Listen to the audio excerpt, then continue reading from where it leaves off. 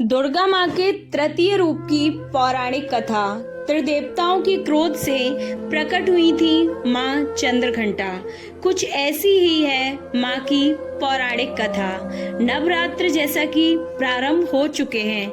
9 दिन चलने वाले नवरात्रि के माँ के 9 अलग अलग रूपों की पूजा की जाती है। नवरात्रि के तीसरे दिन माँ चंद्रघंटा की पूजा होती है। माँ चंद्रघंटा दुर्गा के तीसरे स्वरूप के रूप में जानी जाती हैं। माँ पापों का नाश और राक्षसों का वध करती हैं। उनके हाथ में तलवार, त्रिशूल, धनुष और गदा होती है। इसके अलावा माँ के सिर पर अर्धचंद्र घंटे के आकार में बना हुआ होता है। तो चलिए जानते हैं माँ के तीसरे दिन की पौराणिक कथा। आप कैसे माँ को प्रसन्न करते हैं। माँ चंद्रघंटा की पौराणिक कथा है ये। पौराणिक मान्यताओं के अनुसार जब धरती पर दैत्यों का आतंक बढ़ने लगा तो माँ चंद्रघंटा ने अवतार लिया था। उस समय महिषासुर नाम के राक्षस का देवताओं के साथ भयंकर युद्ध चल रहा था। यह राक्षस देवराज इंद्र का सिंहासन लेना चाहता था। वह स्वर्ग लोक पर राज करना चाहता था, इसलिए भयंकर युद्ध कर रहा था। जब देवताओं को यह बात पता चली तो वह परेशान होकर भगवान ब्रह्मा, विष्णु और महेश इन तीनों देवताओं की बात सुनकर क्रोध प्रकट हुआ। इन देवताओं के क्रोध प्रकट करने पर मुख से एक ऊर्जा निकली।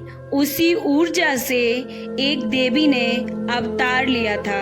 देवी को भगवान शंकर ने अपना त्रिशूल, भगवान विष्णु ने अपना चक्र और इंद्र ने अपना घंटा, सूर्य ने अपना तेज तलवार और सिंह दिया। इसके बाद माँ चंद्रघंटा ने महिषासुर का वध करके देवताओं की रक्षा की थी। माँ की पूजा करने से मिलती है शांति। मान्यताओं के अनुसार देवी दुर्गा के इस रूप की पूजा करने से मन को शांति मिलती है। सिर्फ इस लोक में ही नहीं बल्कि परलोक में भी भक्तों को परम कल्याण की प्राप्ति होती है। माँ की आराधना करने वाले जातों को एक अपूर्व शक्ति का अनुभव भी होता है।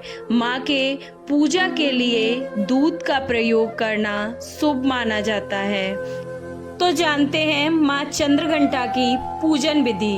सबसे पहले सुबह उठकर स्नान करके बाद में एक चौकी पर माँ चंद्रघंटा की तस्वीर या फिर प्रतिमा रखें। इसके बाद माँ की तस्वीर को गंगा जल के साथ स्नान करवाएं।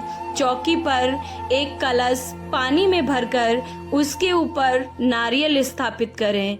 फिर माँ का ध्यान करते हुए पंचमुखी घी का दीपक जलाएं। इसके बाद माता को सफेद या फिर पीले गुलाब के फूलों से तैयार माला अर्पित करें। फूल अर्पित करने के बाद माँ को रोली, चावल, पूजा सामग्री चढ़ाएं। इसके बाद माँ की आरती करें। केसर की खीर या फिर दूध से बनी मिठाई का भोग लगाएं। आपको ये व्रत कथा कैसी लगी और अच्छी लगी तो कमेंट बॉक्स में जय माता दी जरूर लिखें। माँ भवानी आपकी सभी मनोकामनाएं पूर्ण करेंगी। जय माता दी।